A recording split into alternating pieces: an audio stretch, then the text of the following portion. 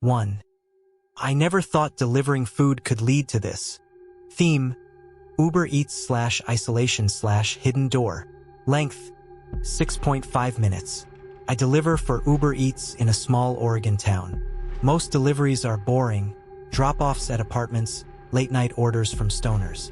But this one still keeps me up. It was a foggy Wednesday night in January. I picked up a Thai order, 2 green curries and sticky rice. The customer's name was Lana. The address was a standalone home way out in the woods. No streetlights, just gravel roads and pitch-black trees. My app warned, low signal area. As I pulled up, the house looked abandoned. No lights on, no car, but the porch light flickered once, just long enough for me to see movement behind the window curtain. I knocked, holding the bag. No answer. Then, a voice from inside. Doors open. Leave it on the kitchen counter, please. I hesitated. That wasn't protocol, but I'd heard we're supposed to prioritize customer satisfaction. I opened the door. Creaked, like it hadn't been opened in weeks. Inside smelled like wet soil and something coppery. The hallway was dark except for a dim light in the kitchen. I walked in slowly. The room was almost empty. No fridge, no chairs, just a counter. I set the food down and turned around. That's when I noticed a second door near the pantry. It looked newer than the rest. Clean white paint, shiny handle, like it didn't belong. The sound of soft crying came from behind it. I froze. Then the voice again. Thanks. You can go now. But it wasn't coming from the kitchen. It was coming from the door. I bolted out. The app marked the order as complete, and as I drove away, my phone pinged with a $100 tip. No message. No review. I reported it to Uber. The support agent said there were no active customers under Lana at that address, and never had been. I went back a week later with a friend. The house? Boarded up. No one lived there for years. But that door, it was still visible through the broken window. And this time there were scratch marks on it, from the inside. 2. There was a smell coming from my neighbor's house, but they moved out months ago. Theme: suburban paranoia/forgotten home/psychological and paranormal horror. Length: 6.5 minutes. I live in a quiet part of Pennsylvania, the kind of neighborhood where everyone mows their lawn on Sundays and waves whether they like you or not. The house next door was empty. The Larsons moved out over 6 months ago. Foreclosure.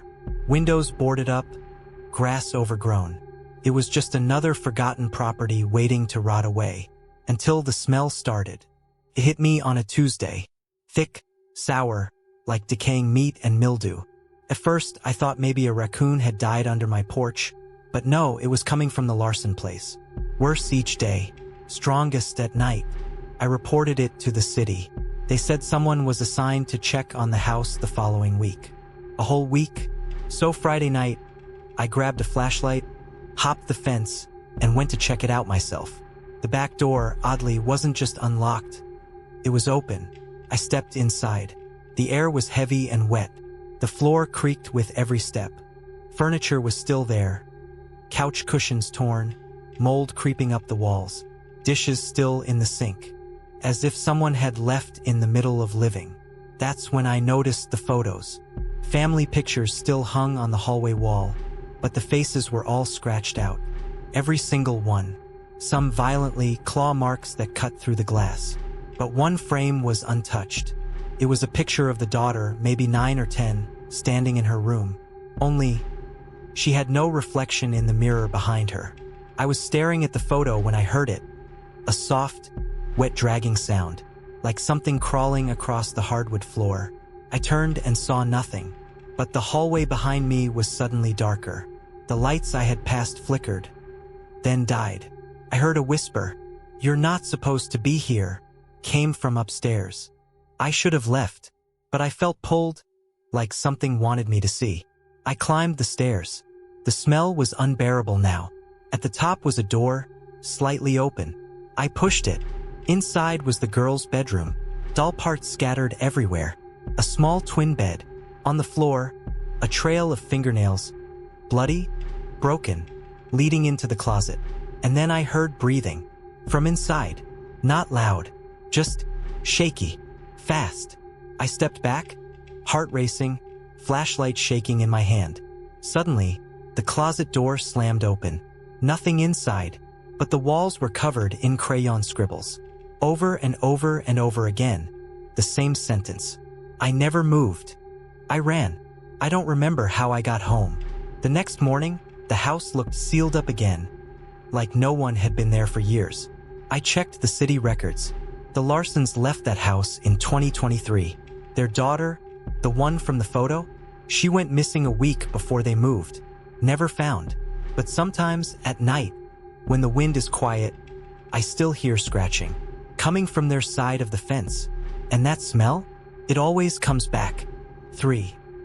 My Tinder date had one rule: never look under the bed.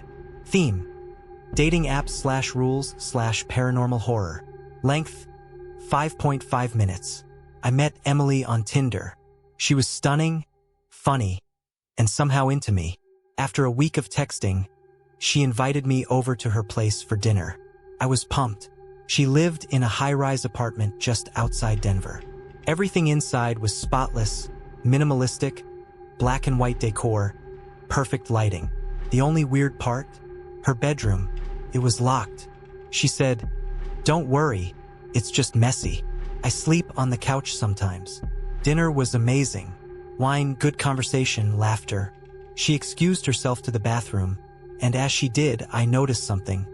Her bedroom door was cracked open. Curiosity got the better of me. Pushed it open. Inside was a perfectly made bed, a dresser, and nothing else. Except under the bed I saw a hand. Pale, thin, fingernails like shards. Then I heard her voice behind me. "I told you not to look." But when I turned around, she wasn't there. No one was. I walked backward, heart pounding. The hand under the bed twitched. I left immediately, blocked her number, deleted the app. 2 nights later, I woke up to a notification. "Emily matched with you." Same profile, same bio. Only this time, the bio had changed. Rule number 2, don't bring friends.